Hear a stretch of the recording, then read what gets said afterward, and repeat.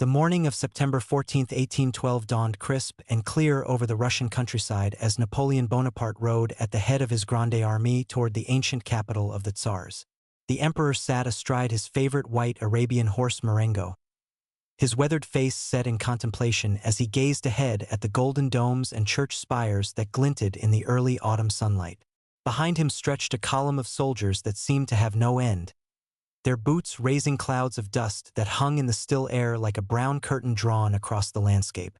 The French army had been marching eastward for 3 months now, through the forests of Lithuania, across the endless plains of Belarus, past the burned villages of Smolensk province.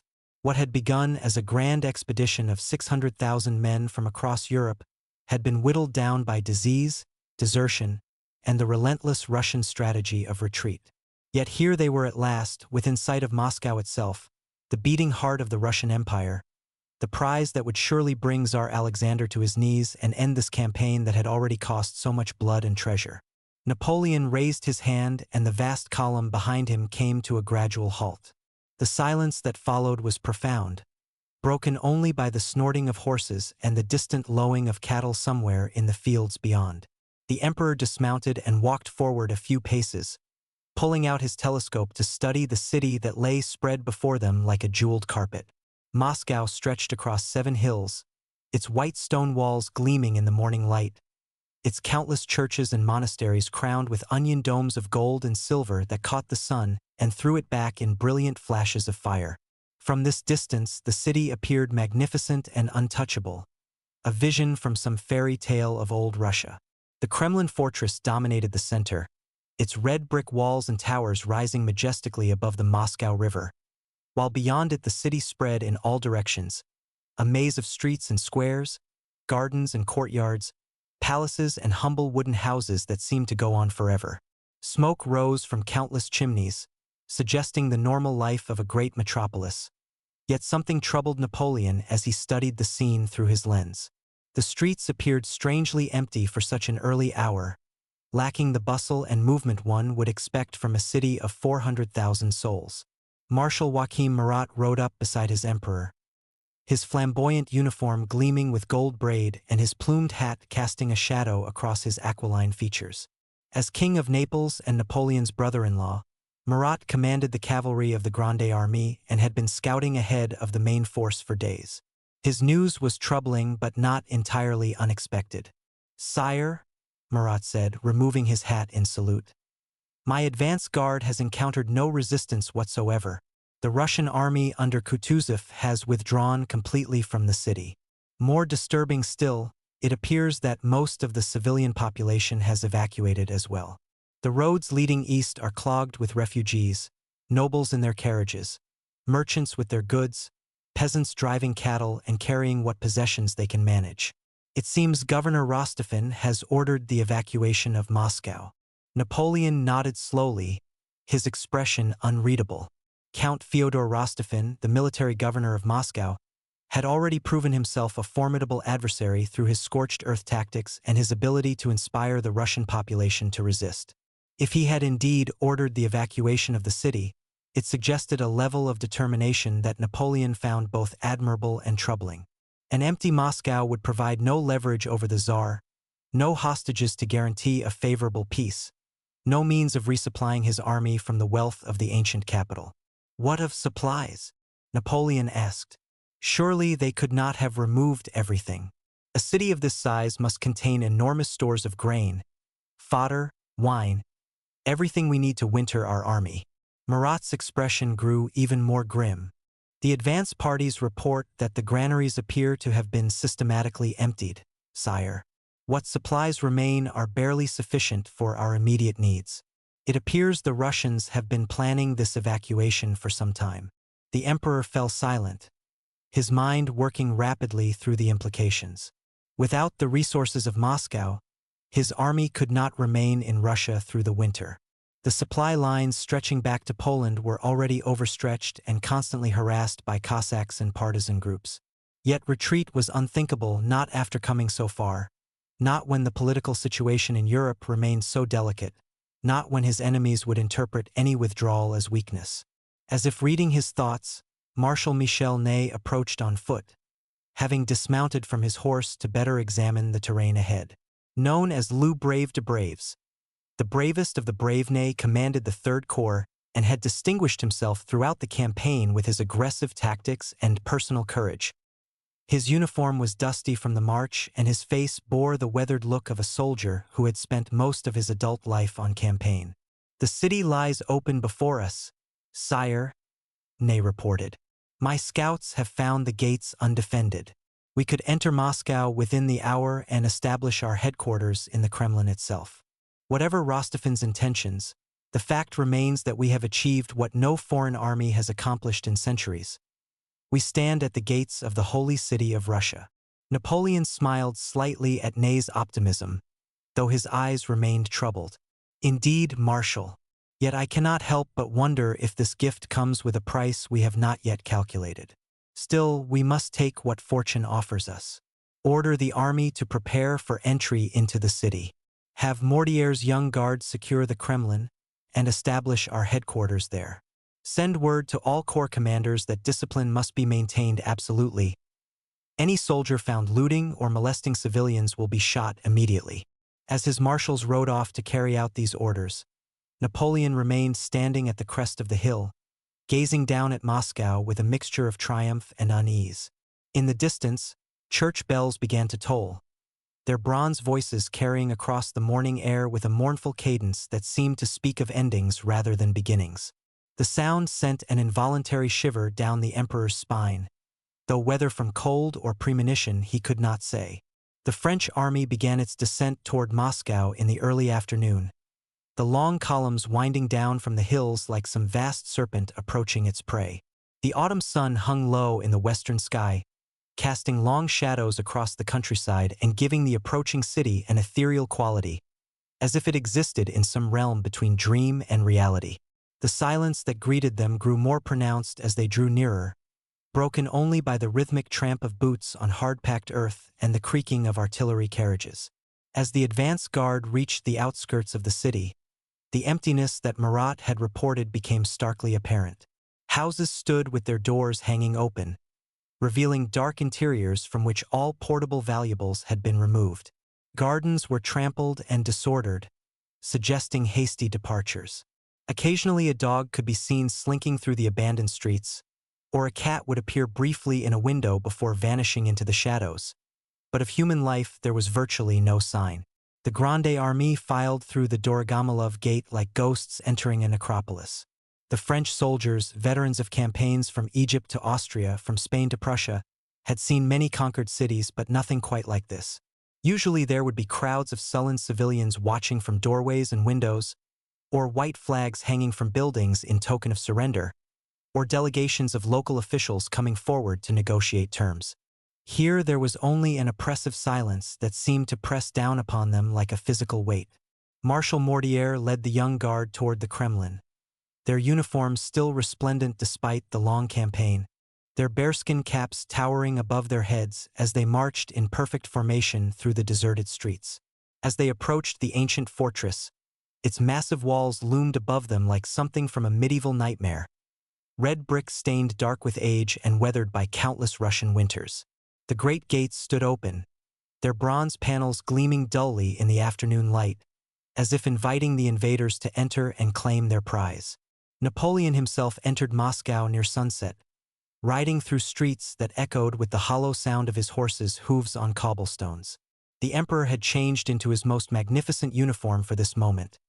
The green coat of the chasseurs à cheval with its gold embroidery, the white buckskin breeches, the black boots polished to mirror brightness. Yet for all his imperial splendor, he seemed somehow diminished by the vastness of the empty city that surrounded him, a single figure dwarfed by the scale of Moscow's abandonment. The Kremlin gates swallowed Napoleon and his entourage like the mouth of some ancient beast. Inside the fortress walls, the silence was even more profound, broken only by the soft footfalls of the emperor's horse and the whispered commands of his staff. The palaces and churches within the Kremlin stood intact but empty, their windows dark and uninviting. In the Cathedral of the Assumption, where Russian tsars had been crowned for centuries, The altar stood bare and the gold iconostasis gleamed coldly in the fading light that filtered through stained glass windows. As night fell over Moscow, French soldiers began the process of making themselves at home in their conquered prize. Cooking fires sprang up in courtyards and squares as the army settled in for what they assumed would be a comfortable sojourn in one of Europe's greatest cities. Officers commandeered abandoned palaces and noble houses, marveling at the luxury they found even in dwellings whose owners had fled. The rank and file made do with more modest quarters, but even the humblest Russian home seemed palatial compared to the rough accommodations they had endured during the long march from the Niemen River. Napoleon established his headquarters in the Kremlin Palace, taking over the chambers that had until recently been occupied by Tsar Alexander himself. The irony was not lost on the French emperor as he sat at the same desk where his rival had signed the orders that had led to this campaign, gazing out through the same windows at the city that now lay at his feet. Yet the triumph felt hollow somehow, incomplete in a way that gnawed at his satisfaction. In the great throne room of the Tsars, Napoleon held his first council of war on Russian soil. His marshals gathered around a massive oak table, their faces illuminated by the flickering light of candles in golden sconces. Maps of European Russia covered the table's surface, marked with the positions of armies and the routes of supply lines that stretched back across hundreds of miles of increasingly hostile territory. "Gentlemen," Napoleon began, his voice echoing in the vast chamber, "we have achieved something remarkable. We sit tonight in the heart of the Russian Empire, in the very palace of the Tsars. No foreign army has penetrated so deeply into Russia since the time of troubles 2 centuries ago. Yet our position, for all its symbolic significance, remains precarious." Marshal Louis Alexander Berthier, Napoleon's chief of staff and the administrative genius who had organized the Grande Armée, spread out sheets of paper covered with columns of figures. His news was sobering. The army that had begun the campaign with over 600,000 men now numbered barely 130,000 effective soldiers. Disease, primarily typhus and dysentery, had claimed more lives than Russian bullets. Desertion had been constant, with soldiers from the Allied German states proving particularly unreliable. The march itself had consumed enormous quantities of supplies, and the Russian strategy of destroying everything useful as they retreated had prevented the French from living off the land as they had done so successfully in previous campaigns. "Our supply situation is critical, sire," Berthier reported. "The magazines we established in Smolensk and other towns along our line of communication contain perhaps a month's supplies, assuming we can protect them from Cossack raids. The city of Moscow appears to have been systematically stripped of military supplies, though we have found some food stores that the inhabitants could not remove in their haste to evacuate." Marshal Nicholas Charles Oudinot, commander of the Second Corps, leaned forward across the table. "What news from our ambassadors? Surely Tsar Alexander must be ready to negotiate now that we hold his ancient capital. No sovereign can remain indifferent to such a blow to his prestige." Napoleon's expression grew thoughtful. "I have heard nothing from St. Petersburg since before Borodino. Either our diplomatic pouches are being intercepted, or the Tsar chooses not to respond to our overtures. I confess I had expected some communication by now, some indication that he is prepared to discuss terms." The silence that followed was heavy with implications. Each man around the table understood the mathematics of their situation.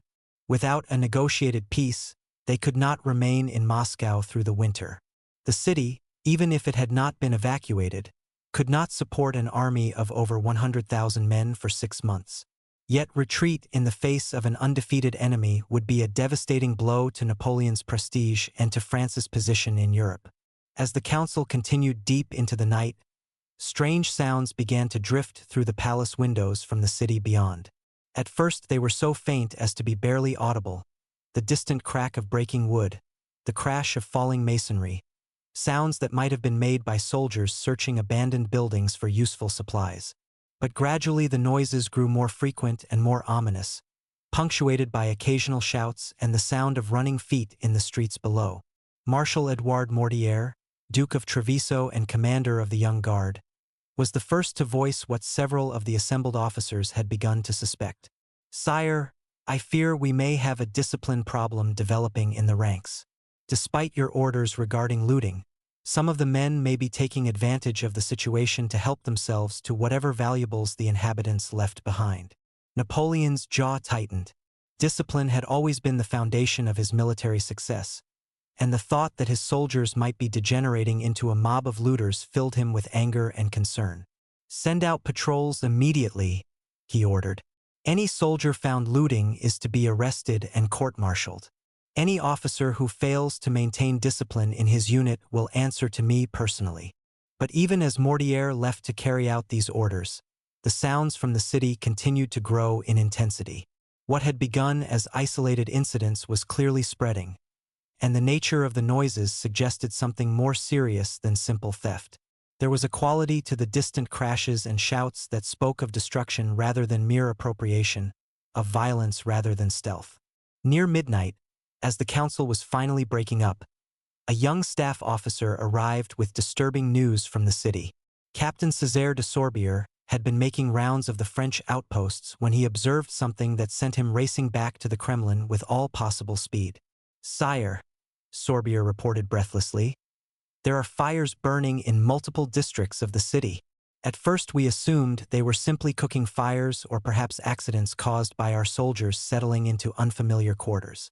But the blazes are too numerous and too widely scattered to be coincidental. I fear something more sinister may be at work." Napoleon moved swiftly to the palace windows that faced north toward the commercial quarter of Moscow. In the distance, an orange glow was indeed visible against the night sky, flickering and dancing like some infernal aurora. Even as he watched, the glow seemed to intensify, and he could swear he detected the acrid smell of smoke drifting on the night breeze. "Fetch my horse," the emperor commanded. "I must see this for myself." Despite the protests of his staff, who argued that it was too dangerous for the emperor to venture into the city under such circumstances, Napoleon insisted on conducting a personal reconnaissance. Within minutes he was riding through the Kremlin gates with a small escort of cavalry, heading north toward the source of the mysterious fires that were beginning to illuminate the Moscow skyline with an ominous red glow. The streets of Moscow at midnight were a scene from some nightmare vision of the apocalypse. What had been empty but peaceful thoroughfares during the day had been transformed into corridors of chaos and destruction.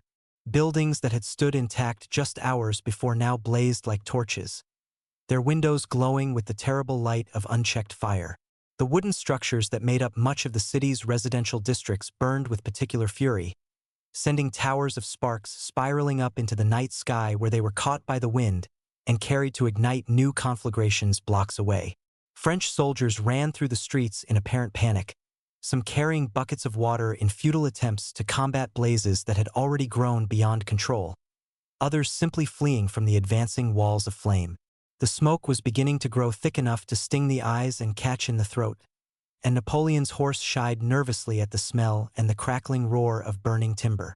As they rode deeper into the affected districts, Napoleon and his escort encountered French troops who had been fighting the fires since they first broke out shortly after sunset.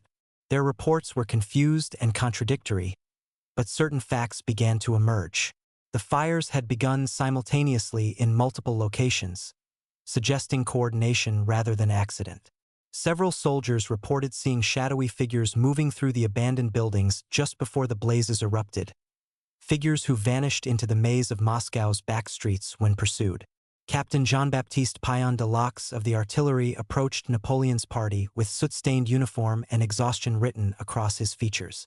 "Sire, we have been fighting these fires for hours, but for every one we extinguish, two more seem to spring up elsewhere. The Russian firefighters who remained in the city have disappeared completely.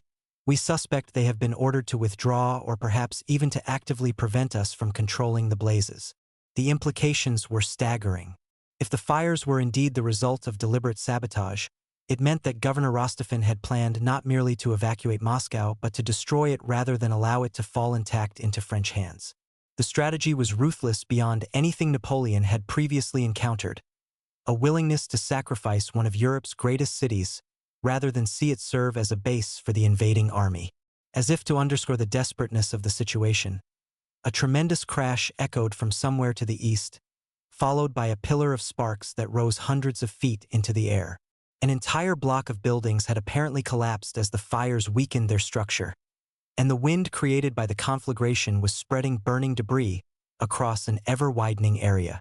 Napoleon wheeled his horse around and headed back toward the Kremlin, his mind racing as he attempted to grasp the full magnitude of what was happening. If Moscow was indeed being systematically destroyed, it would render his entire strategic position untenable. The city could not serve as winter quarters for his army if it was reduced to ashes, and without Moscow's resources, retreat would become inevitable long before the diplomatic situation could be resolved. The emperor's return to the Kremlin was greeted by his staff with obvious relief, but their joy was short-lived as he delivered his assessment of the situation. "Gentlemen, we are witnessing something unprecedented in the annals of warfare. The Russians appear to be destroying their own capital rather than see it fall into our hands intact. If this continues, we may find ourselves the conquerors of a city of ruins." Marshal Berthier immediately began calculating the implications for their supply situation. "Sire, if the fires continue to spread, we may lose not only potential winter quarters, but also the food stores we had counted on to supplement our rations. The situation may become critical within days rather than weeks." Through the remainder of the night, reports continued to arrive from throughout Moscow. The fires were indeed spreading rapidly, driven by a wind that seemed to shift direction constantly, carrying burning embers to ignite new blazes in previously untouched districts. The French attempts at firefighting were proving largely ineffective, hampered by their unfamiliarity with the city's layout and the apparent sabotage of firefighting equipment by the departing Russians. As dawn broke over Moscow on September 15th, the extent of the catastrophe became apparent. Vast sections of the city were now ablaze, with towering columns of smoke rising into the morning sky and blocking out the sun. The ancient wooden heart of Moscow, with its maze of narrow streets and closely packed buildings, was being consumed by fires that showed no sign of abating. The sound of the conflagration was like nothing Napoleon's veterans had ever heard, a constant roar punctuated by the crash of collapsing structures and the explosion of trapped pockets of superheated air. Yet this was only the beginning of Moscow's agony, and Napoleon's army would soon discover that their conquest of the Russian capital had become a trap from which escape would prove far more difficult than entry had been. The second day of the Great Fire dawned with an apocalyptic crimson sky that seemed to bleed across the horizon. The smoke had grown so thick that even at midday the sun appeared as nothing more than a pale orange disk struggling to penetrate the choking veil that hung over the city. Napoleon stood at the windows of his Kremlin quarters, watching as flames leaped from building to building with the hunger of some primordial beast, consuming everything in their path with an insatiable appetite for destruction. The wind had picked up during the night, and what had begun as isolated fires in specific districts had now merged into a single conflagration that stretched across vast sections of Moscow. The Kitai Gorod, the ancient merchant quarter that lay just beyond the Kremlin walls, was now a sea of flame. The narrow streets that had once bustled with traders from across the Russian Empire were filled with rivers of fire that flowed like molten metal between the burning shells of shops and warehouses. Marshal Mortier appeared at Napoleon's side, his uniform singed and his face blackened with soot from his night-long efforts to organize firefighting operations. "Sire, we have lost the Gostiny Dvor," he reported, referring to the great trading complex that had been the commercial heart of Moscow. The entire structure collapsed around 3 in the morning. The heat was so intense that we could not approach within 200 yards. Napoleon nodded grimly. The Gostiny Dvor had been one of the largest buildings in Moscow, a massive stone and brick complex that housed hundreds of shops and warehouses. Its destruction represented not only an enormous material loss but also a symbolic blow to any hope of using Moscow's commercial infrastructure to support the Grande Armée through the winter months. "What of our attempts to create fire breaks?" the emperor asked. During the night, French engineers had begun demolishing buildings in the path of the advancing flames, hoping to create gaps that the fire could not cross. It was a desperate measure that required destroying parts of the city to save the rest. But in the face of such a catastrophe, conventional solutions seemed inadequate. Mortier's expression grew even more grim. "The wind keeps shifting direction, sire. No sooner do we create a break in one area than the flames leap across it or find a new route around it. Worse still, we have found evidence of incendiary devices, bottles filled with combustible materials that appear to have been placed deliberately in key locations. This is not merely the result of accident or even isolated acts of sabotage. This appears to be part of a coordinated plan to destroy the entire city. The implications were staggering.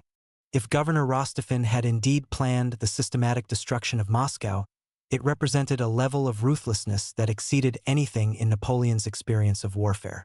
European armies had sacked cities and even burned sections of them in the heat of conquest, but the deliberate incineration of one's own capital was unprecedented in modern warfare. As if summoned by their conversation, Marshal Davout arrived with additional intelligence that confirmed their worst fears. Louis Nicolas Davout, the Iron Marshal, commanded the First Corps and was known throughout the army for his methodical approach to warfare and his absolute reliability in crisis situations. His uniform was pristine despite the chaos around them, but his face bore the haggard expression of a man who had spent the night grappling with an impossible situation. "Sire, my patrols have captured several Russian civilians in the act of setting fires," Davout reported. Under interrogation, they revealed the existence of organized groups of incendiaries who remained in the city after the evacuation specifically to implement this scorched earth strategy. They claim to be acting under direct orders from Count Rostofin, and they appear to have detailed knowledge of the city's most vulnerable points. Napoleon's hands clenched into fists behind his back. The strategic implications were becoming clearer with each hour that passed. By ordering the destruction of Moscow, Rostofin had not only denied the French army its anticipated winter quarters, but had also struck a devastating blow at French morale. The sight of one of Europe's greatest cities burning around them was having a profound psychological effect on soldiers who had expected to be celebrating their triumph in comfortable billets. "Have the prisoners revealed the full extent of this plan?" Napoleon asked. "Do we know which districts are targeted for destruction?" Davout consulted his notebook. "According to their statements, sire, the plan encompasses virtually the entire city, except for certain stone buildings that are considered too difficult to ignite effectively. The Church of the Assumption, parts of the Kremlin, and a few of the largest palaces may survive, but everything else appears to be considered expendable." The emperor turned back to the window, watching as another section of the city erupted in flames. In the distance, he could see French soldiers moving through the smoke-filled streets like ghosts, some still attempting to fight the fires, others simply trying to salvage what they could from the advancing destruction. The magnificent city that had greeted them just 2 days before was being transformed into a vision of hell. Captain Césaire de Sorbier, who had first reported the fires the previous night, arrived with news from the French outposts scattered throughout the city. His horse was lathered with sweat and foam, and his rider's urgency was evident in every line of his posture. "Sire, the fires have reached the Arbat district and are spreading toward the Moscow River," he reported breathlessly. Colonel Lariboisier's artillery park was forced to evacuate when the flames threatened their ammunition stores.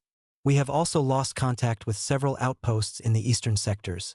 The smoke is so thick that visibility is reduced to mere yards in some areas." Napoleon's strategic mind immediately grasped the implications. If the fires continued to spread at their current rate, his army would soon find itself occupying scattered islands of safety in a sea of flame and smoke. Communication between units would become impossible, coordination of any military operations would be out of the question, and the psychological effect on the troops would be devastating. "Order all non-essential personnel to begin evacuation procedures," Napoleon commanded. "Have the quartermasters compile inventories of whatever supplies we can salvage, and prepare contingency plans for relocating our headquarters outside the city if the situation continues to deteriorate." As his staff officers hurried to carry out these orders, Napoleon remained at the window, his mind working furiously to find some way to salvage victory from what was rapidly becoming a catastrophe. The burning of Moscow represented more than just a tactical setback. It was a fundamental challenge to his entire approach to warfare, which had always relied on living off the land and using conquered territories to support his armies. The morning hours brought no relief from the spreading conflagration. If anything, the fires seemed to be accelerating, fed by the increasingly strong winds that swept across the burning city like the breath of some ancient dragon. The sound of the flames had grown into a constant roar that could be heard even within the thick walls of the Kremlin, punctuated by the crash of collapsing buildings and the occasional distant explosion when the fire reached stores of gunpowder or other combustible materials. Marshal Murat arrived from the western districts with his cavalry, their horses wild-eyed and difficult to control from the smoke and the smell of burning. The flamboyant marshal's usually immaculate uniform was stained with ash, and his famous composure had been shaken by what he had witnessed in his attempts to maintain order among the French forces scattered throughout the city. "Sire, discipline is beginning to break down in some units," Murat reported with obvious reluctance. "The men are terrified by the fires and confused by the smoke. Some have begun looting in earnest, reasoning that if the city is going to burn anyway, they might as well salvage what they can. Others are demanding immediate evacuation, claiming that remaining in Moscow is tantamount to suicide." Napoleon's jaw tightened. The breakdown of military discipline was always his greatest fear, the nightmare that haunted every commander who led armies far from home into hostile territory. An army that lost its cohesion became nothing more than an armed mob, capable of tremendous destruction but incapable of achieving strategic objectives or even ensuring its own survival. "Double the military police patrols," he ordered. "Any soldier found looting or abandoning his post without orders is to be shot immediately. Make it clear to all unit commanders that discipline must be maintained regardless of circumstances. We are still the Grande Armée, not a band of brigands fleeing from a forest fire." But even as he gave these orders, Napoleon could see the doubt in his marshal's eyes. They were all veterans of countless campaigns, men who had followed him from the pyramids of Egypt to the gates of Vienna, and they had never seen anything like the inferno that was consuming Moscow around them. The psychological impact of watching an entire city burn was unlike anything in their experience of warfare. As the day progressed, the scope of the disaster became increasingly apparent. Entire districts that had stood intact at dawn were reduced to smoking rubble by afternoon. The Zamysk-Dvorki, the merchant quarter south of the Moscow River, was completely engulfed in flames that leaped hundreds of feet into the air and could be seen from miles away. The heat generated by the conflagration was so intense that it created its own weather patterns, with whirlwinds of superheated air spinning burning debris across vast distances and igniting new fires in previously untouched areas. Colonel Pierre Lariboisiere, Napoleon's chief of artillery, brought disturbing news about the practical consequences of the fires for military operations. "Sire, we have been forced to relocate our ammunition reserves 3 times already as the fires spread. The heat is affecting the stability of our gunpowder, and several of our supply depots have been completely destroyed. If this continues, we may find ourselves short of both artillery rounds and small arms ammunition within days." The emperor nodded grimly. Modern warfare depended on enormous quantities of supplies, not just food and fodder for men and horses, but ammunition, replacement weapons, medical supplies, and hundreds of other items necessary to maintain an army in the field. The destruction of Moscow's warehouses and the disruption of their own supply systems was creating a logistical nightmare that threatened to cripple the Grande Armée even if the fires could eventually be brought under control. Marshal Eugene de Beauharnais, Napoleon's stepson and commander of the Fourth Corps, arrived from the northern sectors with equally disturbing reports. "Sire, the Tver district is completely lost," he announced. "The fires there burned so hot that even the stone buildings collapsed. We found the bodies of several of our soldiers who were apparently overcome by smoke while trying to salvage supplies from a burning warehouse. The human cost of the conflagration was beginning to mount. French soldiers, unprepared for urban firefighting and unfamiliar with Moscow's layout, were becoming casualties not of Russian bullets but of Russian flames.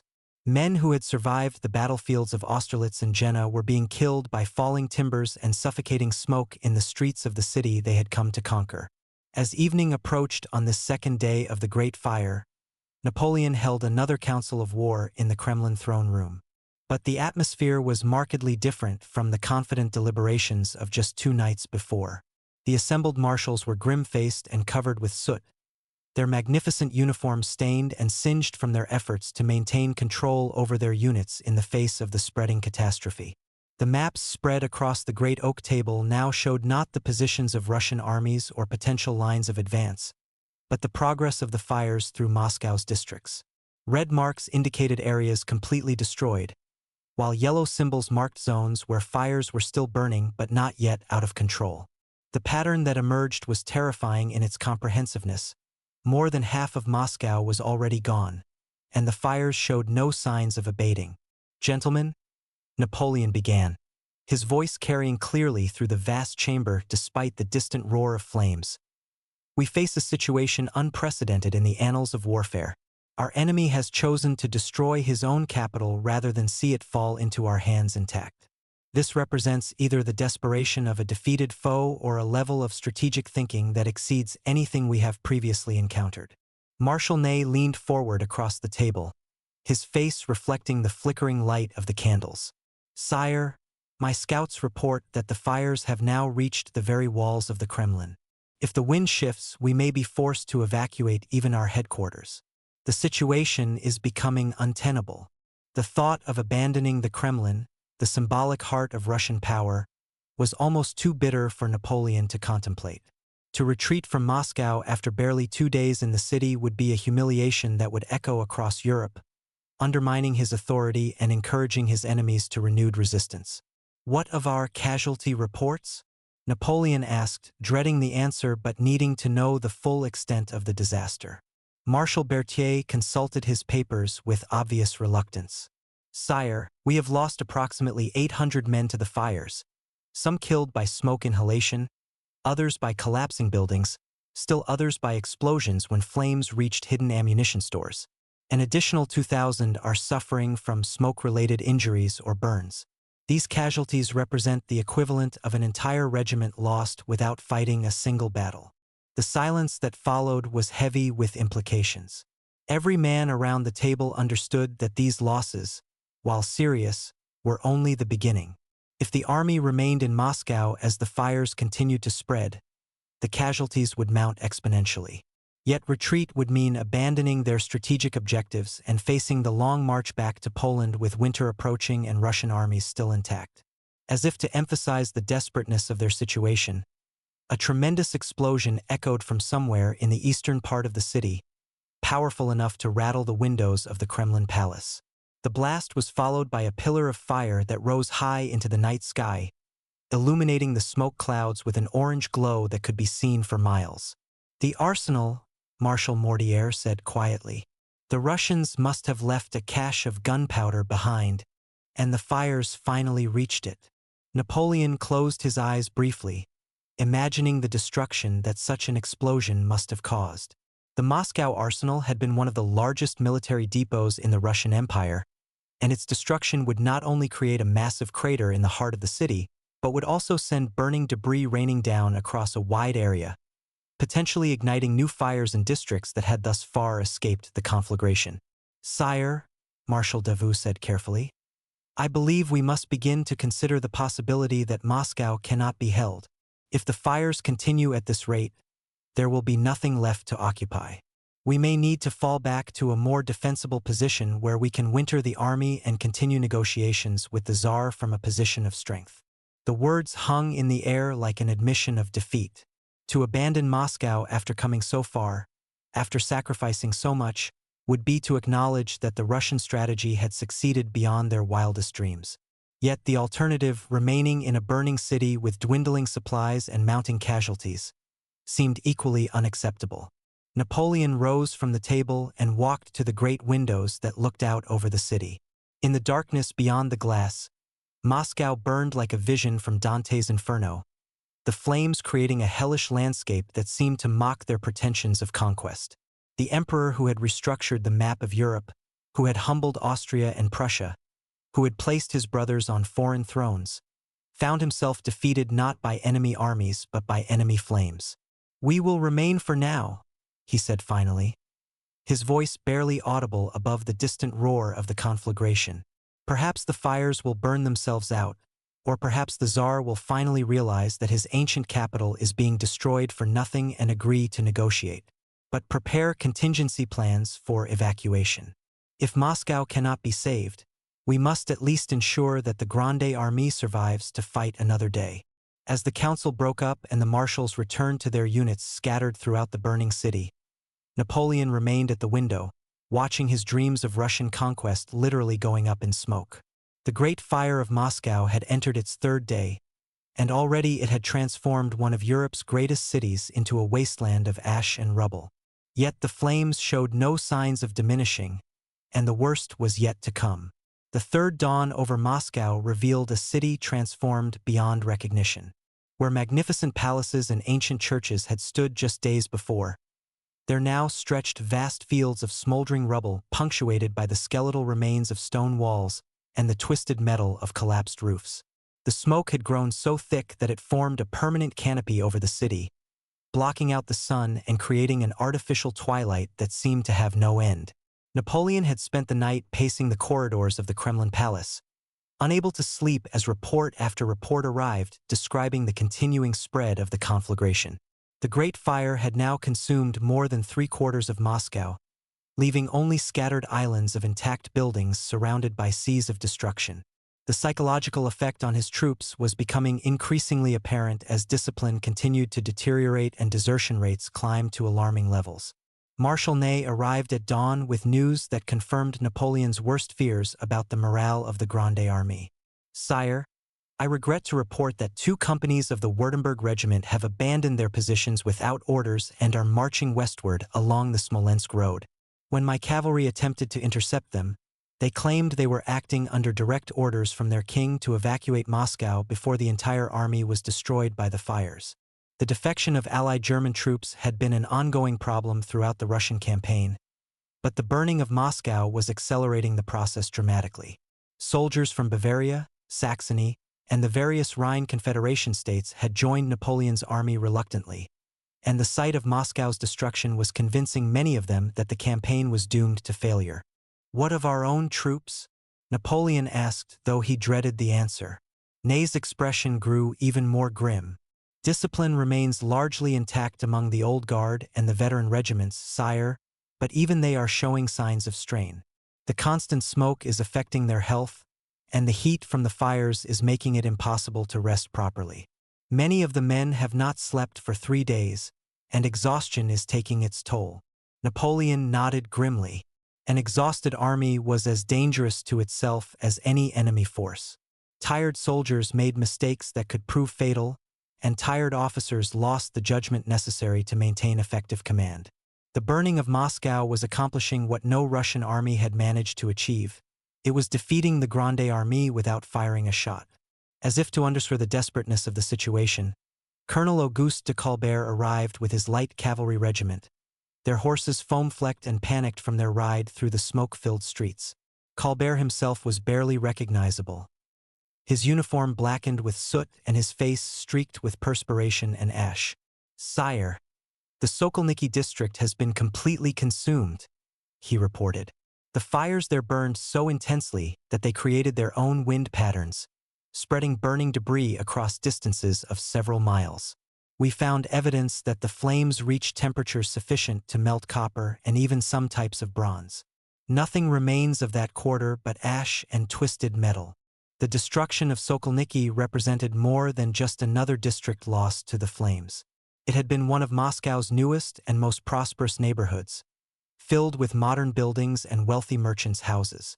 Its complete incineration demonstrated that even the most substantial structures were powerless against the inferno that was consuming the city. Marshal Davout approached with additional intelligence that painted an even darker picture of their situation. "Sire, our scouts report that the fires have now spread beyond the city limits. Villages and estates within a 10-mile radius of Moscow are beginning to burn as well, apparently ignited by wind-borne embers from the main conflagration. We may soon find ourselves surrounded by a ring of fire that will make evacuation extremely difficult." The strategic implications were staggering.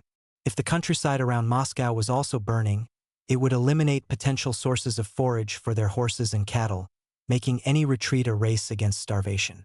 The Russian strategy was proving to be even more comprehensive than Napoleon had initially realized. Not only were they destroying Moscow itself, but they were creating a devastated zone around the city that would be incapable of supporting a large army. Captain Pierre-Agath Duverne de Pressel of the engineers arrived with technical details about the fires that revealed the sophistication of the Russian plan. "Sire, my men have conducted detailed examinations of several fire sites, and we have found clear evidence of systematic preparation. Combustible materials were stockpiled in key locations, fire-resistant barriers were removed or weakened, and even the city's water supply appears to have been sabotaged." Napoleon absorbed this information with growing admiration for his opponent's ruthlessness. Governor Rostophin had not simply ordered the burning of Moscow on the spur of the moment. He had planned it meticulously, ensuring that once the fires began, they would be virtually impossible to control. It was a strategy that required not only courage but also a willingness to sacrifice everything for the larger goal of defeating the invader. "What of our own firefighting efforts?" the emperor asked. Throughout the crisis, French troops had been attempting to combat the blazes using whatever equipment they could find, but their efforts had been hampered by unfamiliarity with the city and the apparent sabotage of firefighting infrastructure. Duverne de Pressel consulted his notes with obvious frustration. "Sire, we have discovered that virtually all of the city's fire engines were either removed during the evacuation or deliberately damaged before our arrival. The few pumps we have managed to repair are woefully inadequate for fires of this magnitude. Moreover, many of the wells and cisterns appear to have been contaminated with combustible substances, making the water itself dangerous to use in firefighting operations." The thoroughness of the Russian preparations was both impressive and terrifying.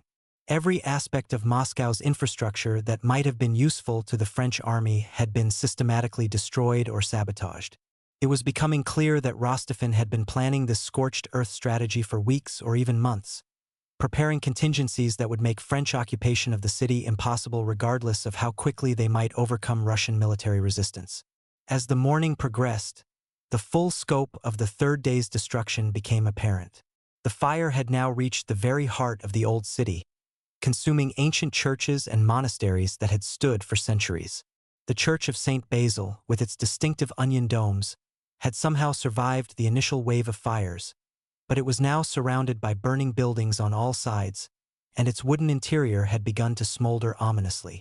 Marshal Eugene de Beauharnais brought word that the situation in his sector had deteriorated beyond all hope of control. "Sire, the entire Taganka district is now a lake of fire. The flames there are burning so fiercely that we cannot approach within a quarter-mile. Several of my officers report seeing fire tornadoes, spinning columns of flame that move across the landscape like living things, igniting everything in their path." Fire tornadoes were a phenomenon that few of Napoleon's soldiers had ever witnessed, but they were becoming increasingly common as the Moscow conflagration reached its peak intensity. These spinning vortexes of superheated air and flame could reach heights of several hundred feet and move at tremendous speeds, carrying burning debris across vast distances and creating new fire centers far from the original blazes. The emperor moved to his favorite observation post at the palace windows, but the view that greeted him was unlike anything from the previous days. The smoke had grown so thick that visibility was reduced to mere hundreds of yards, even from the elevated position of the Kremlin. Through the choking haze, he could see only glimpses of the destruction beyond, the orange glow of flames, the occasional shower of sparks as another building collapsed, the ghostly silhouettes of his soldiers moving through the smoke-filled streets like phantoms in some hellish nightmare. General Armand de Caulaincourt, Napoleon's master of horse and one of his most trusted advisors, arrived with news from the diplomatic front that offered little hope for a negotiated solution to their predicament. "Sire, I have received word from our agents in St. Petersburg that Tsar Alexander has issued a proclamation declaring that Moscow's destruction is a sacred sacrifice for the motherland. Far from being willing to negotiate because of the city's loss, he appears to be using it as propaganda to rally the Russian people for continued resistance." The implications were devastating. Napoleon had hoped that the shock of losing Moscow would force Alexander to the negotiating table, but instead the Tsar was portraying the city's destruction as evidence of Russian determination to resist at any cost. The burning of Moscow was becoming not a cause for Russian despair but a symbol of Russian resolve. "What is the mood of the Russian people?" Napoleon asked, though he suspected he knew the answer. Caulaincourt's expression was grim. According to our intelligence, sire, the destruction of Moscow is being portrayed as a patriotic act that demonstrates the superiority of Russian spiritual values over French materialism. The Orthodox Church is calling it a holy sacrifice, and even the peasants who fled the city are being hailed as heroes who chose poverty over collaboration with the invader. Napoleon closed his eyes briefly, recognizing the political genius of the Russian strategy.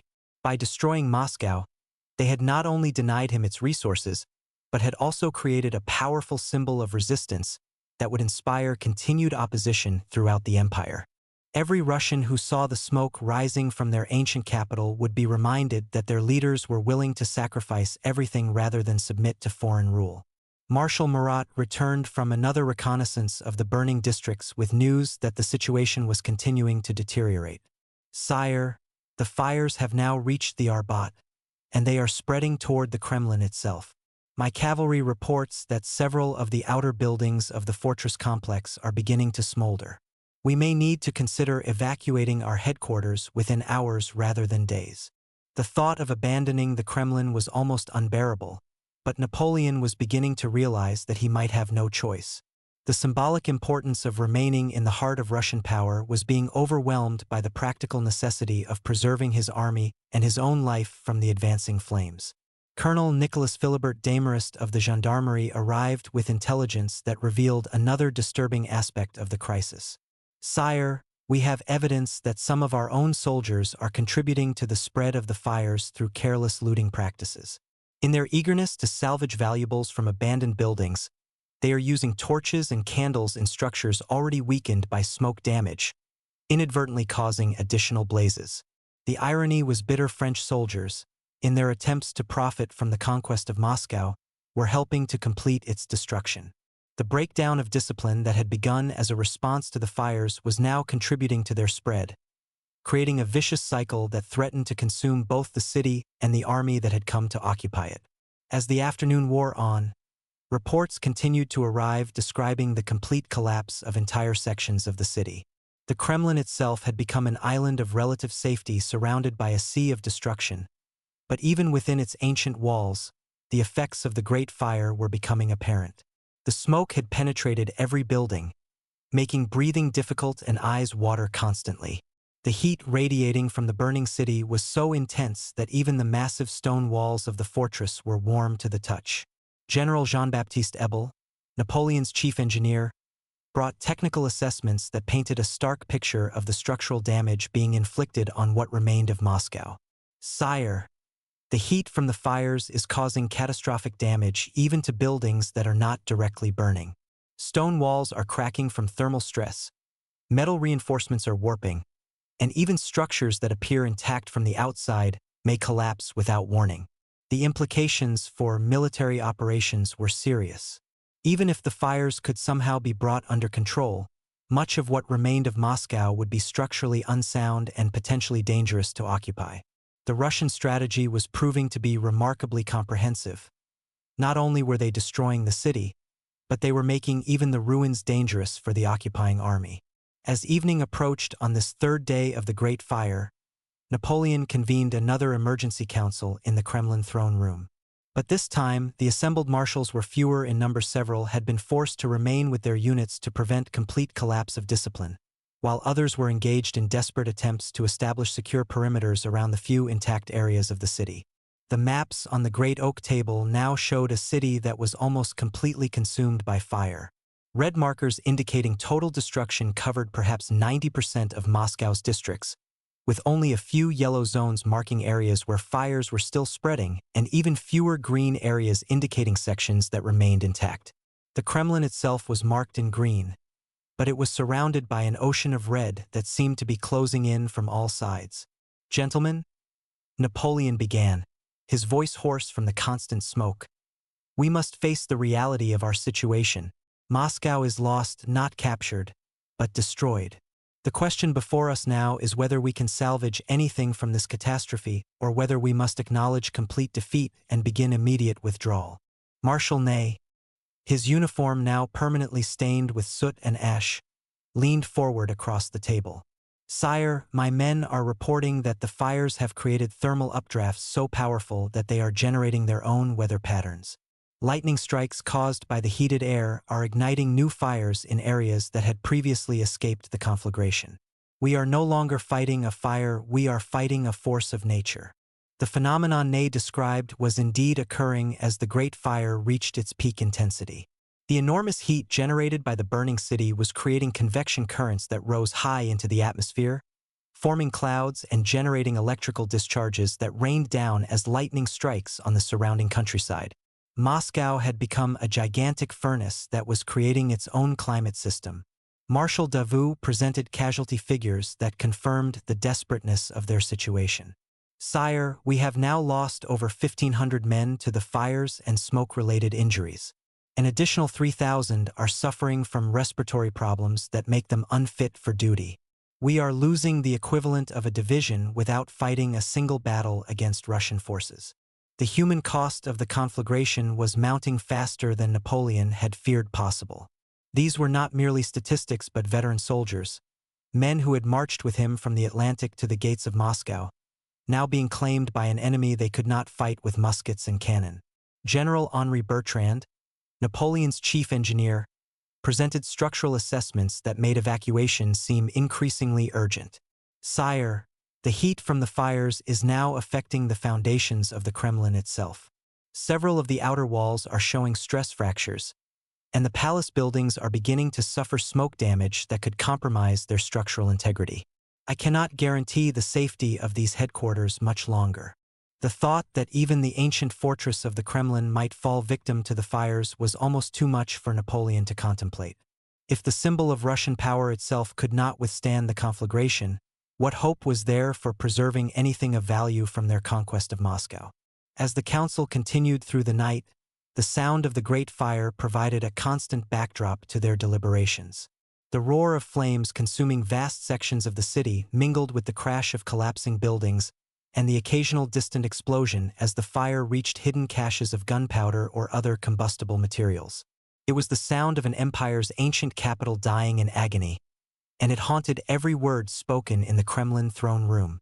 By midnight, the decision had become unavoidable.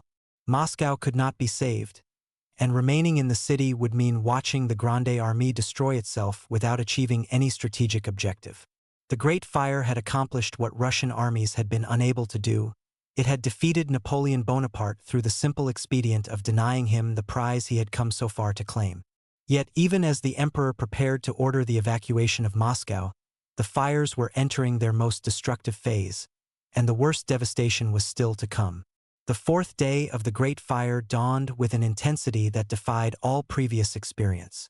The conflagration had reached what military engineers would later describe as a critical mass, the point at which the fires became self-sustaining and began to generate their own fuel through the creation of combustible gases and the complete breakdown of normal atmospheric conditions. Moscow was no longer simply burning. It had become a single, unified inferno that stretched from horizon to horizon. Napoleon stood once again at the windows of the Kremlin Palace, but this time he was forced to shield his eyes from the brilliant orange glow that had replaced the normal light of dawn. The heat radiating through the thick glass was so intense that he could feel it on his face, and the smoke had grown so dense that the city beyond the fortress walls had disappeared entirely behind a choking curtain of ash and poisonous vapor. The sound of the Great Fire had evolved as well, from the crackling roar of burning wood to something more primal and terrifying, a deep, continuous rumble like thunder that seemed to emanate from the earth itself. This was the sound of a city dying completely, of centuries of accumulated human achievement being reduced to ash and memory in the space of a few days. Marshal Mortier arrived with news that confirmed what Napoleon had already begun to suspect. The situation had moved beyond any possibility of control or mitigation. Sire, the fires have now created what my engineers describe as a firestorm. The heat is so intense that it is generating winds of hurricane force that are spreading burning debris across distances of 20 miles or more. Villages that were untouched yesterday are now blazing ruins. A firestorm represented the ultimate expression of uncontrolled combustion, a phenomenon in which fires became so large and intense that they created their own weather systems. The superheated air rising from the burning city created powerful updrafts that drew in fresh oxygen from the surrounding countryside, feeding the flames while simultaneously spreading burning material across vast distances. It was a force of nature that no human agency could hope to combat. "What of our evacuation preparations?" Napoleon asked, though he could see from Mortier's expression that even this basic military operation was being complicated by the intensity of the fires. "Sire, several of the roads leading west from Moscow are now blocked by burning debris blown from the city," Mortier reported. "The Smolensk road itself is passable, but barely. My scouts report visibility so poor that cavalry units are becoming lost within sight of their starting points. The horses are terrified by the smoke and the heat, making mounted operations extremely difficult." The practical implications were staggering. An army that could not see where it was going and whose horses were panicked by the conditions would be vulnerable to even small Russian forces operating in familiar territory. The Great Fire was not only destroying Moscow but was also creating conditions that would make withdrawal potentially catastrophic. General Gaspard Gourgaud, one of Napoleon's most trusted aides-de-camp, arrived with intelligence that revealed the full scope of the disaster now engulfing the ancient capital. "Sire, our observers posted on the hills outside the city report that the fires have now consumed what appears to be the entire metropolitan area of Moscow. The flames are visible from distances of 50 miles, and the smoke cloud has risen so high into the atmosphere that it is blocking sunlight across much of central Russia." Napoleon absorbed this information with growing amazement at the scale of what was occurring. The destruction of Moscow was no longer simply a military setback or even a humanitarian catastrophe. It was an event of almost geological significance, a man-made disaster that would affect weather patterns and atmospheric conditions across a vast region. Colonel Charles-Étienne Gudin arrived from the artillery with news that illustrated the bizarre and terrifying effects the firestorm was having on normal military operations. "Sire, several of our cannon have become too hot to touch simply from the ambient heat radiating from the city. The metal is expanding so rapidly that the precision mechanisms are being damaged, and our gunpowder is becoming unstable from the temperature fluctuations." The thought that artillery pieces could be rendered inoperable simply by proximity to the fires demonstrated the otherworldly intensity of the conflagration. These were bronze and iron weapons designed to withstand the tremendous pressures and temperatures generated by exploding gunpowder, yet they were being damaged by the mere heat of the burning city. As the morning progressed, reports began arriving that described the destruction of Moscow's most sacred and historically significant buildings. The Cathedral of the Assumption, where Russian tsars had been crowned for centuries, had finally succumbed to the flames during the night. The ancient wooden iconostasis, covered with gold and precious stones, had burned with such intensity that witnesses reported seeing rivers of molten metal flowing down the cathedral steps. Marshal Eugene de Beauharnais brought word of an even more symbolically devastating loss. "Sire, the Kremlin's bell tower of Ivan the Great has begun to crack from the thermal stress. The great bells themselves have started to ring spontaneously as the metal expands and contracts, creating the most mournful sound I have ever heard. It is as if the very soul of Russia is crying out in agony." The spontaneous ringing of Moscow's ancient bells created an eerie soundtrack to the city's destruction. These massive bronze instruments, some weighing several tons, had called the faithful to prayer and announced important events for centuries. Now they tolled continuously without human intervention, their mournful voices joining the roar of the flames in a requiem for the dying city. Captain Auguste de Colbert returned from a reconnaissance mission with news that demonstrated how the firestorm was affecting even areas far from the original blazes. "Sire, the heat from the fires is so intense that it has begun to melt lead roofing on buildings that are not even burning. We found entire districts where the streets are covered with pools of molten metal that flowed from church domes and palace roofs. The image of Moscow streets running with rivers of molten metal was almost too fantastic to believe. Yet it illustrated the incredible temperatures being generated by the firestorm. Lead melts at approximately 327 degrees Celsius, and for it to be flowing in the streets meant that the ambient air temperature in parts of the city was approaching levels that would be lethal to human beings within minutes of exposure. General Jean-Baptiste Ebel brought structural assessments that confirmed Napoleon's worst fears about the integrity of the Kremlin itself. "Sire, The ancient walls of the fortress are beginning to show serious stress fractures from the thermal expansion. Several of the towers are leaning at dangerous angles, and we have detected movement in the foundations of the palace building itself. I cannot guarantee the structural integrity of these headquarters for more than a few hours. The thought that the Kremlin, symbol of Russian power for over 3 centuries, might collapse from the heat of the fires was almost too much for Napoleon to comprehend. If even this massive stone fortress could not withstand the intensity of the conflagration, it demonstrated the truly apocalyptic nature of what was occurring. As the day wore on, the effects of the firestorm began to manifest in increasingly bizarre and terrifying ways. Reports arrived of fire tornadoes, spinning columns of flame hundreds of feet high, moving across the landscape like living beings, incinerating everything in their path before dissipating only to form again elsewhere. These phenomena were completely beyond the experience of Napoleon's veterans, who had witnessed the destruction of cities in Egypt and Spain but had never seen anything approaching the scale of Moscow's agony. Marshal Davout returned from the eastern districts with news that the breakdown of military discipline was accelerating as soldiers found themselves confronted with conditions beyond anything in their training or experience. "Sire, entire companies are abandoning their positions without orders, claiming that remaining in the city is tantamount to suicide. I have been forced to establish blocking positions to prevent mass desertion, but the men's morale is broken by what they have witnessed." The psychological impact of the firestorm on the Grande Armée was proving to be as devastating as its physical effects. These were veteran soldiers who had faced death on dozens of battlefields, but the sight of an entire city being consumed by flames was affecting them in ways that conventional combat never had. Many were becoming convinced that they were witnessing some sort of divine judgment, a supernatural punishment for their invasion of Holy Russia. Colonel Pierre-Agathé Duverne de Presles of the engineers brought technical reports that revealed the scientific impossibility of combating fires of such magnitude.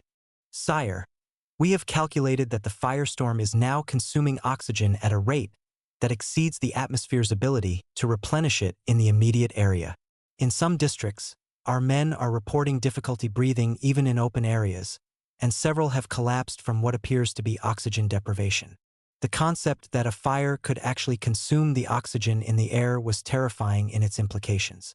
It meant that parts of Moscow had become literally uninhabitable, zones where human life could not be sustained regardless of protection from the flames themselves. The Russians had not merely destroyed their city, they had created an environment hostile to life itself. As afternoon approached, reports began arriving of a phenomenon that would haunt the survivors of Moscow for the rest of their lives: the systematic destruction of the city's most precious cultural treasures. Libraries containing manuscripts that dated back to the earliest days of Russian Christianity were being consumed by flames that reached temperatures sufficient to vaporize parchment and ink in seconds. Art collections assembled over centuries by Russia's greatest noble families were being reduced to ash and smoke. General Armand de Caulaincourt brought word that the Tretiakov Palace, home to one of Europe's greatest collections of religious art, had burned with such intensity that even the stone statues had cracked and crumbled from the heat. "Sire, witnesses report that the flames in that district burned with colors they had never seen before, blues and greens and purples that seemed almost supernatural. The destruction of such beauty is affecting even our most hardened veterans." The unusual colors observed in some fires were the result of various metals and chemicals burning at extremely high temperatures.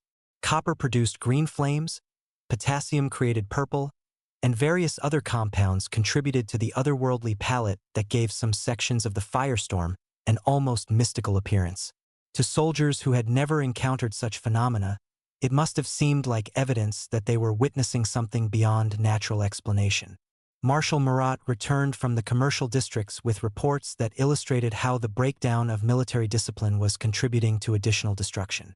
"Sire, I regret to report that some of our soldiers have begun looting on a massive scale, reasoning that if the city is going to burn anyway, they might as well salvage what they can. This activity is actually contributing to the spread of the fires as men use torches to search through buildings that are already structurally compromised."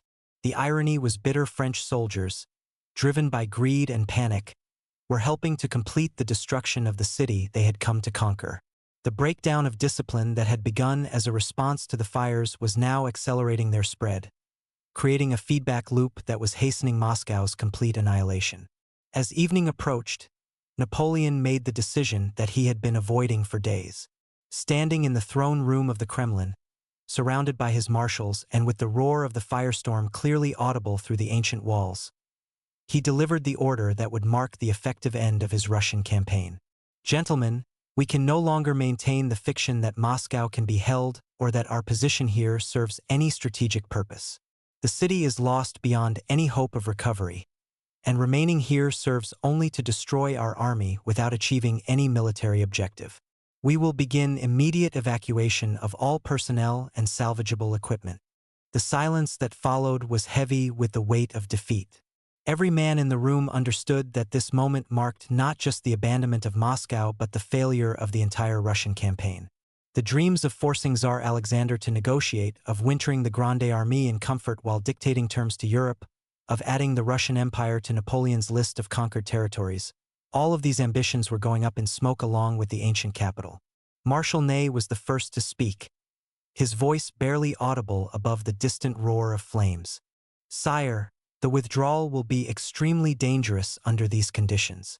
The roads are blocked with refugees and debris, the horses are terrified by the smoke and heat, and Russian forces may be waiting to attack us during the confusion of evacuation." Napoleon nodded grimly. He understood better than anyone that ordering a retreat was often more dangerous than continuing to fight, and retreating through a landscape devastated by firestorm would present challenges unlike anything in military history. Yet the alternative, remaining in Moscow until the army was completely destroyed by the fires, was unacceptable. "We will move in stages," the emperor decided. "The Imperial Guard will form the rearguard and evacuate last, ensuring that no French soldier is left behind in this inferno. All non-essential equipment will be abandoned. Our priority must be preserving the lives of our men, not our material possessions."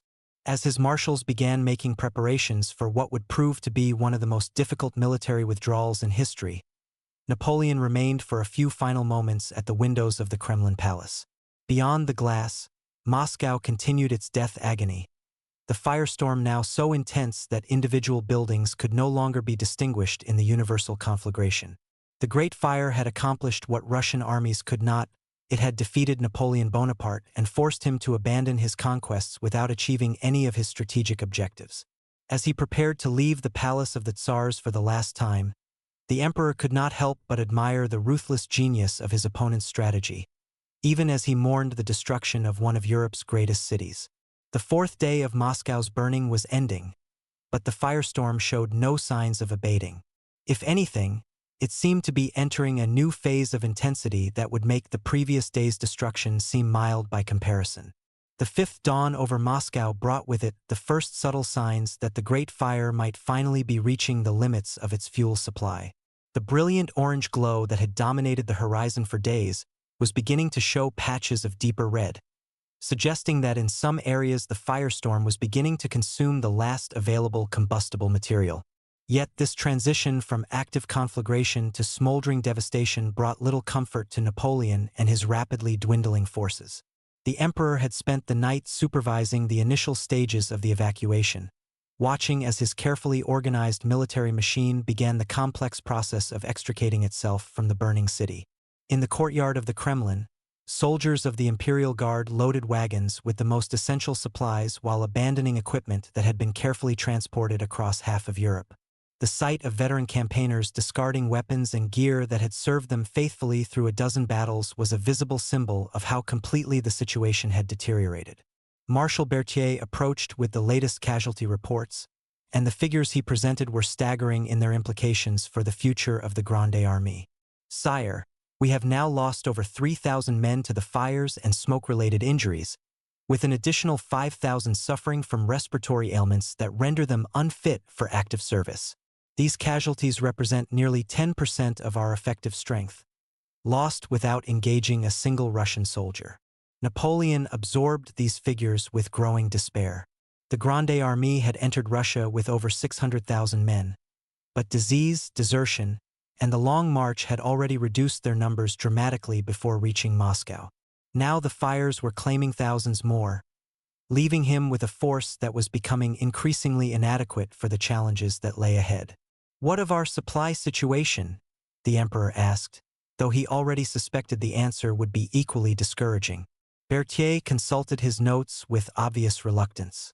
"Sire, we have been forced to abandon approximately 60% of our artillery ammunition due to the heat-induced instability of the gunpowder. Our medical supplies have been largely destroyed by smoke damage, and our remaining food stores are sufficient for perhaps 2 weeks of reduced rations. The destruction of Moscow's warehouses has eliminated any possibility of resupplying from local sources. The logistical nightmare that was unfolding would have challenged even a fully supplied army operating in friendly territory. For a force already weakened by months of campaigning and now facing the prospect of a winter retreat through hostile territory, it represented a catastrophe that threatened the very survival of Napoleon's military power.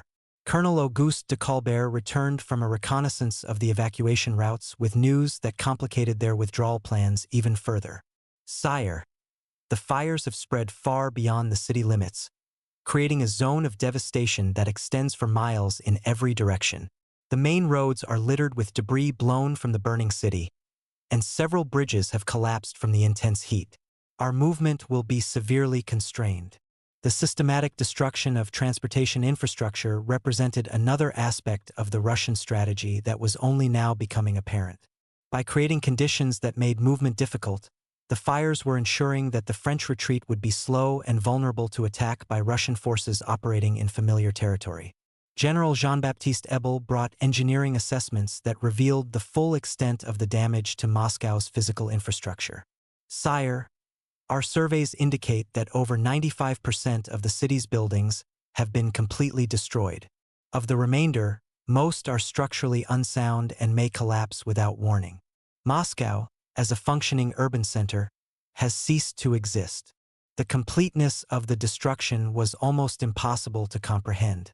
Moscow had been one of Europe's largest cities, home to hundreds of thousands of people and containing accumulated wealth that represented centuries of Russian development.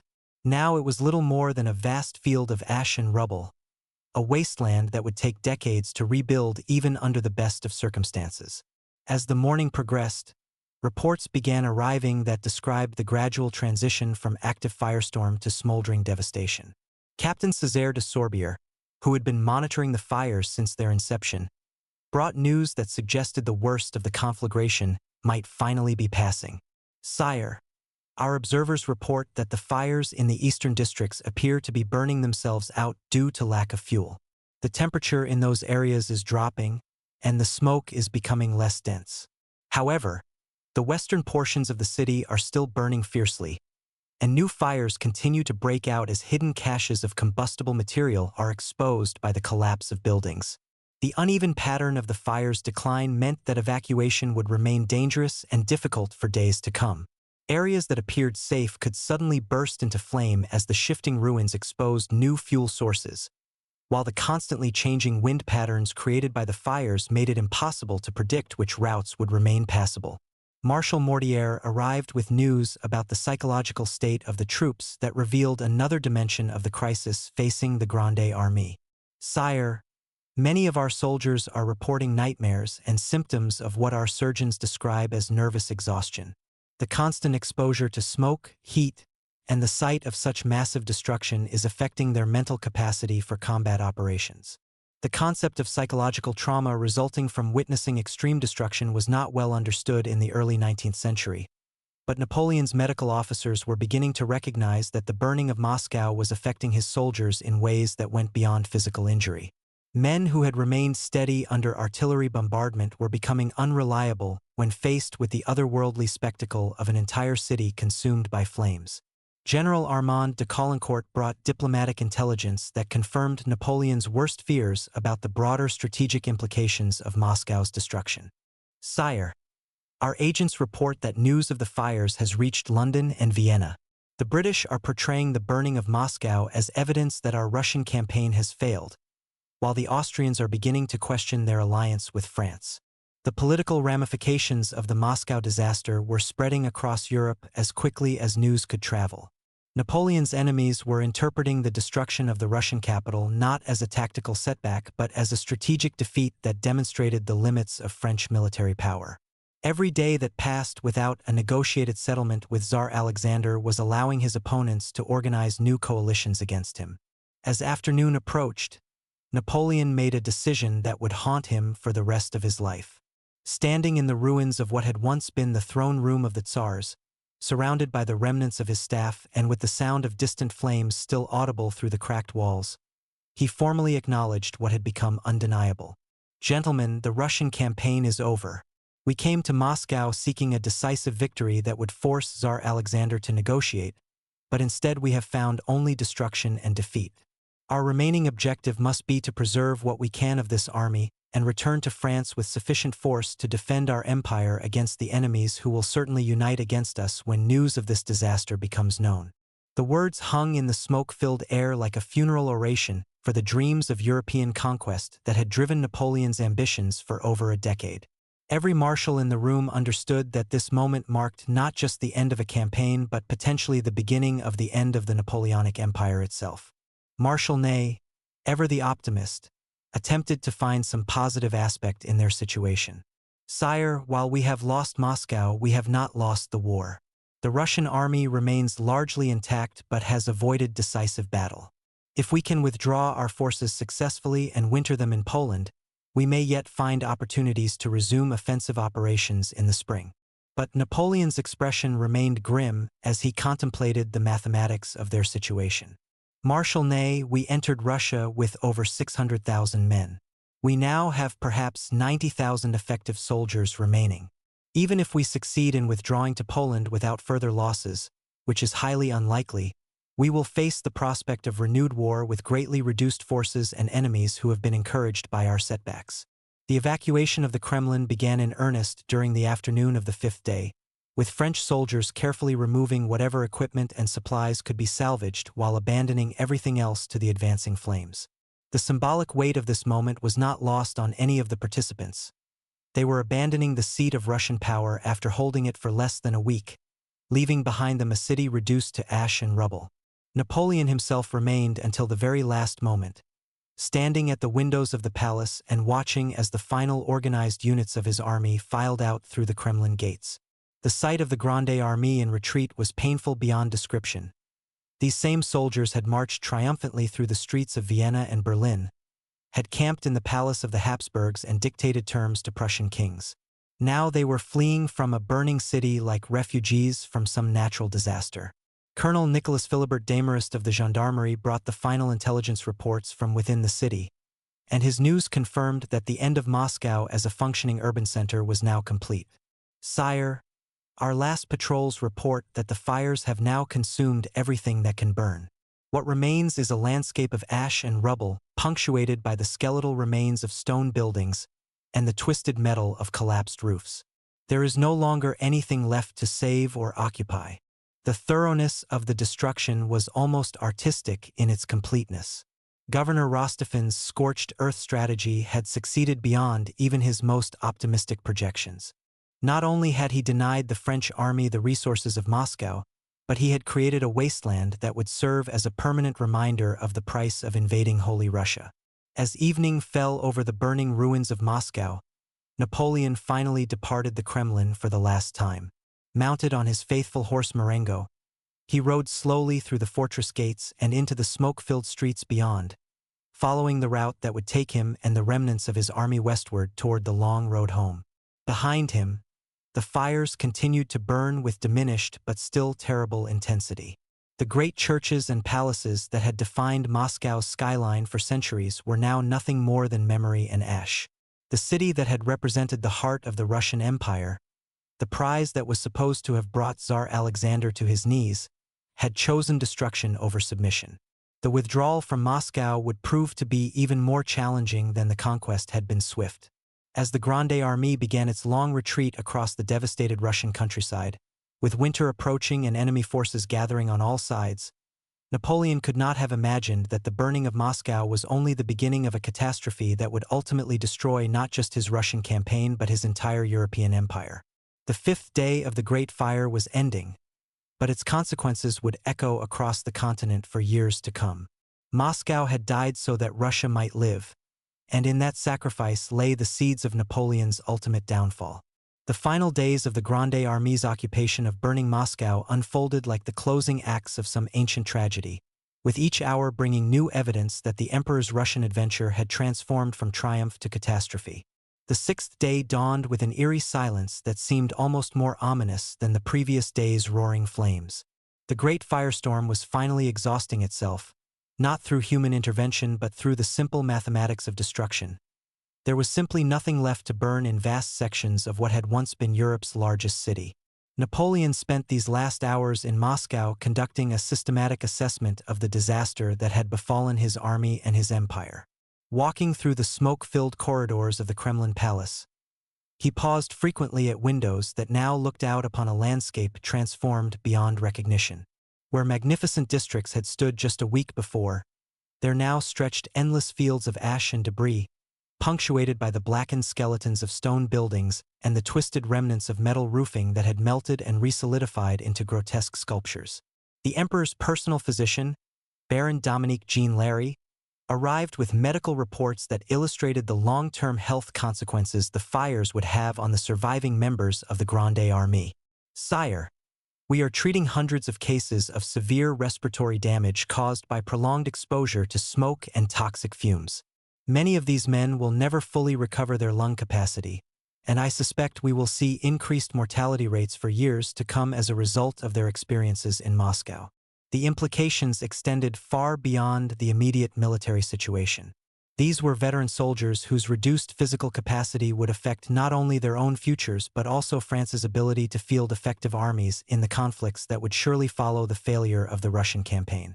The burning of Moscow was creating casualties that would continue to accumulate long after the last flame had been extinguished. Marshal Berthier presented the final tallies of material losses that demonstrated the comprehensive nature of the catastrophe. "Sire, we are abandoning equipment valued at over 20 million francs, artillery pieces that have become too hot to move, wagons whose wheels have warped from the heat, medical supplies destroyed by smoke damage, and ammunition rendered unstable by temperature fluctuations. This represents the equivalent of outfitting 3 entire army corps." The financial implications were staggering. France's treasury, already strained by years of continuous warfare, could ill afford such losses. More importantly, the abandoned equipment represented irreplaceable strategic assets that had taken years to accumulate and transport across Europe. The Russian strategy had succeeded in destroying not just Moscow but also a significant portion of Napoleon's military capacity. General Jean-Baptiste Ebel brought the final engineering assessments of Moscow's destruction, and his report read like a geological survey of some natural disaster. "Sire, our measurements indicate that the fires reached peak temperatures exceeding 1500 degrees Celsius in some areas. The heat was sufficient to vitrify sand and clay, creating glass-like surfaces in parts of the city. We have found evidence that even iron structural elements melted completely, leaving no trace of some buildings except their stone foundations." The scientific precision of Ebel's report could not disguise the almost supernatural scale of the destruction. Moscow had not simply been damaged or even destroyed, it had been transformed at the molecular level, reduced to its most basic elements by temperatures that exceeded anything in the normal human experience. The Russian strategy had succeeded in creating conditions that were literally hellish in their intensity. As the evacuation continued, French soldiers who had spent their careers looting conquered cities found themselves in the surreal position of abandoning valuables because they were too damaged by heat and smoke to be worth carrying. Paintings by master artists had been reduced to ash, gold ornaments had melted into unrecognizable lumps, and precious stones had cracked from thermal stress. The normal economics of military occupation had been rendered meaningless by the totality of the destruction. Captain Jean-Baptiste Payan de Laux of the artillery brought news that illustrated how completely the fires had disrupted normal military operations. "Sire, several of our cannon have been permanently damaged by the heat. The bronze has developed stress fractures that make them unsafe to fire. We are essentially abandoning artillery pieces that could have served for decades in normal conditions." The loss of artillery was particularly serious given the tactical importance of cannon in Napoleonic warfare. Each piece represented not only significant financial investment but also months of skilled labor by craftsmen who were irreplaceable resources in the French military system. The Russian strategy was succeeding in degrading French military capacity in ways that traditional battlefield defeats never could. Marshal Davout arrived with intelligence about Russian troop movements that confirmed Napoleon's worst fears about their strategic situation. "Sire, our scouts report that Kutuzov's army is moving to positions that will threaten our line of retreat. They appear to be allowing us to evacuate Moscow without interference while positioning themselves to attack us once we are strung out along the roads in withdrawal formation." The tactical implications were ominous. An army in retreat was always vulnerable, but one weakened by casualties and demoralized by the experience of witnessing Moscow's destruction would be particularly susceptible to attack. The Russians were demonstrating strategic patience that suggested they understood their advantages and intended to exploit them systematically. As the seventh day of their occupation began, Napoleon made the rounds of his remaining outposts in Moscow, visiting soldiers who were maintaining security in the few areas that remained habitable.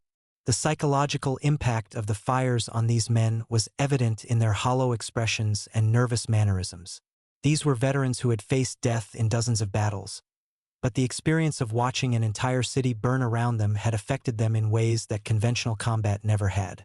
Sergeant Pierre Coynet of the Imperial Guard, a veteran of campaigns from Egypt to Austria, spoke for many of his comrades when he described the experience to his emperor. "Sire, we have seen terrible things in our years of service, but nothing like this. It is as if we have witnessed the end of the world itself. Many of the men are saying that God has cursed our enterprise, that no good can come of making war on a people willing to destroy their own holy city rather than submit to us."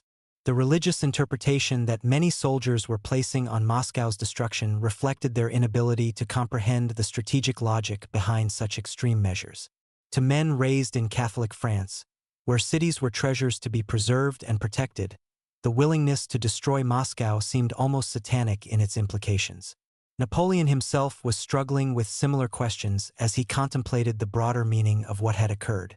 Standing in what remained of the throne room where Russian tsars had held court for centuries, he found himself wondering whether there were limits to acceptable strategic behavior that he had somehow transgressed by invading Holy Russia. Marshal Eugene de Beauharnais brought news from the outer districts of Moscow that suggested the fires were finally beginning to exhaust themselves through lack of fuel. "Sire, our patrols report that active flames are now confined to isolated pockets where hidden combustible materials continue to feed small blazes. The great firestorm appears to be ending, though the smoke will probably continue for weeks as buried materials smolder." The end of active burning brought little comfort to Napoleon's forces. The damage was already complete, and the challenge now was extracting themselves from the wasteland that Moscow had become while avoiding the Russian forces that were certainly waiting to attack them during their withdrawal. As the eighth day dawned over the ruins of Moscow, Napoleon issued the formal order that would mark the end of his Russian campaign and the beginning of what would become one of military history's most catastrophic retreats. Standing before his assembled marshals in the smoke-stained throne room of the Kremlin, he delivered the words that acknowledged the failure of his greatest gamble. "Gentlemen, we came to Moscow seeking the decisive victory that would force Tsar Alexander to negotiate a favorable peace. Instead, we have found only destruction and defeat. The Russian strategy has succeeded in denying us the prize we sought while inflicting casualties upon our army that exceed those of many major battles. We have no choice but to begin immediate withdrawal to positions where we can maintain our forces through the winter and plan for renewed operations in the spring." The silence that followed was heavy with the weight of lost dreams and vanished ambitions. Every officer in the room understood that this moment marked not just a tactical setback but a fundamental shift in the balance of European power. The myth of French invincibility had been shattered not by Russian bullets but by Russian flames. Marshal Ney, ever loyal despite the circumstances, attempted to find some positive aspect in their situation. "Sire, while we have lost Moscow, we have demonstrated that French arms can penetrate to the very heart of the Russian Empire. This campaign, despite its setbacks, has shown our enemies that no position is safe from French power when properly applied." But Napoleon's expression remained grim as he contemplated the realities of their position. "Marshal Ney, we have indeed reached the heart of Russia, but we have found it burning. The enemy has shown a willingness to sacrifice everything rather than submit to our will. This represents a form of warfare that exceeds anything in our previous experience. The final evacuation of the Kremlin took place during the afternoon of the 8th day, with French soldiers carefully removing the last valuable items while preparing to abandon the fortress that had symbolized their conquest of Russia. The imperial eagle that had flown over the ancient citadel was ceremonially lowered and packed away, marking the formal end of French occupation of the Russian capital. Napoleon remained until the absolute last moment, standing alone in the palace chambers where he had briefly dreamed of dictating peace terms to a humbled Russian empire. Through the smoke-stained windows, he could see the endless wasteland that Moscow had become, a landscape of ash and rubble that stretched to the horizon, punctuated only by the skeletal remains of stone buildings and the occasional wisp of smoke rising from materials that still smoldered deep beneath the debris. The sight that greeted him was unlike anything in recorded history. An entire metropolitan area, home to hundreds of thousands of people and containing the accumulated wealth of centuries, had been reduced to its most basic elements in the space of a single week. The destruction was so complete that future visitors would struggle to identify the locations of streets and buildings that had been prominent landmarks just days before. As Napoleon finally departed the Kremlin for the last time, he paused at the gates to take one final look at the city he had come so far to conquer. The view that met his eyes was apocalyptic in its completeness, a wasteland of destruction that seemed to stretch beyond the horizon, covered by a pall of smoke that rose like incense from some vast funeral pyre. The emperor's departure from Moscow was witnessed by only a handful of his closest staff officers, for most of his army had already begun the long march westward toward the uncertain safety of Poland. As his horse picked its way carefully through streets filled with debris and ash, Napoleon could not help but reflect on the magnitude of what had occurred. He had come to Russia seeking to add another crown to his collection, to force another European power to acknowledge French supremacy. Instead, he had encountered an enemy willing to destroy everything rather than submit, a people who preferred ashes to chains. The burning of Moscow represented more than a military setback. It was a fundamental challenge to the entire philosophy of conquest that had driven his career. The retreat from Moscow began in earnest during the final hours of French occupation, with the remnants of the Grande Armée filing slowly through the smoke-filled streets toward the roads that would carry them back across the devastated Russian countryside. The sight of these soldiers, many of them veterans of a dozen campaigns, trudging through the ash-covered ruins of their conquest was a powerful symbol of how completely the strategic situation had been reversed. As the last French units disappeared into the smoke and distance, Moscow settled into an eerie silence broken only by the occasional crash of weakened buildings collapsing under their own weight and the whisper of wind stirring the ash that covered everything like gray snow. The ancient capital of the Tsars had made the ultimate sacrifice in defense of Holy Russia, and in that sacrifice lay the seeds of Napoleon's ultimate defeat. The burning of Moscow would echo through history as one of the most dramatic examples of scorched earth warfare ever recorded. Governor Rostofin's ruthless strategy had succeeded beyond even his most optimistic projections, denying the French army the resources it needed while creating a psychological trauma that would haunt Napoleon's soldiers for the rest of their lives. In the years that followed, survivors of the Moscow fires would struggle to describe what they had witnessed to audiences who found their accounts almost impossible to believe. The scale of the destruction, the intensity of the flames, and the completeness of the city's transformation exceeded anything in previous military experience. Moscow had not simply been conquered and occupied, it had been sacrificed on the altar of Russian independence. The strategic consequences of Moscow's destruction extended far beyond the immediate military situation.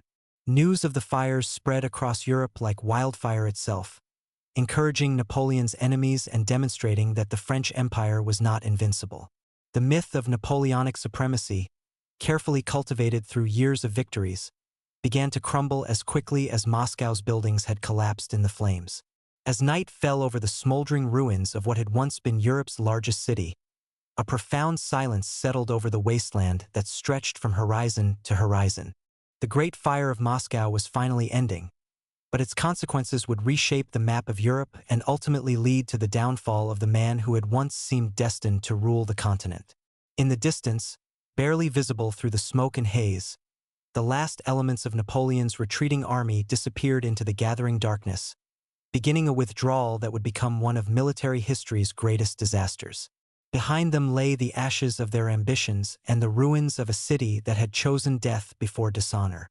The burning of Moscow was complete, and with it ended Napoleon's dreams of Russian conquest and European domination.